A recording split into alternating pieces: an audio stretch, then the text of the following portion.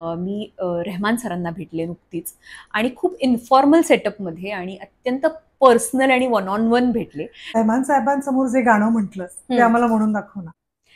हे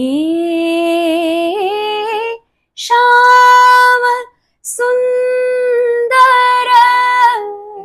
पण येस, त्या डिप्रेशनचा मी एक हे होते का, तर मी होते.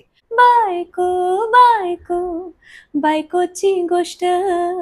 पण तू लता दीदींना कधी भेटलेस त्या? अनेकदा अनेकदा. आणि मी म्हणलं तसं त्या लहान वयापासून ते अगदी कॉलेजला जाईपर्यंत पर्सनल ग्रोथच्या विविध टप्प्यांवर त्यांना भेटले. त्यामुळे दरवेळेस त्या मला वेगळ्या भासल्या. नाही कळले कधी जीव वेडावला. तर 6 जानेवारीला त्यांनी मला प्रपोज केलं.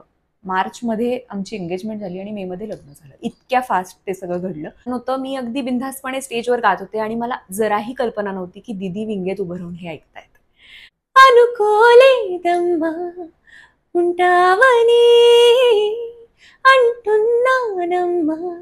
मी 5 महिन्याची प्रेग्नंट असताना 22 मार्च ह्या दिवशी मला आशिषचा फोन आला दुपारी आणि ते असं म्हणतायत की तुला नॅशनल अवॉर्ड मिळाले. तर मी त्याला वेड्यात काढलं. मी म्हटलं अरे असं कसं शक्य आहे. आणि पहिल्याच कार्यक्रमाला प्रमुख पाहुणे होते आशाताई. सो त्यांच्यासमोर गायचं होतं मला.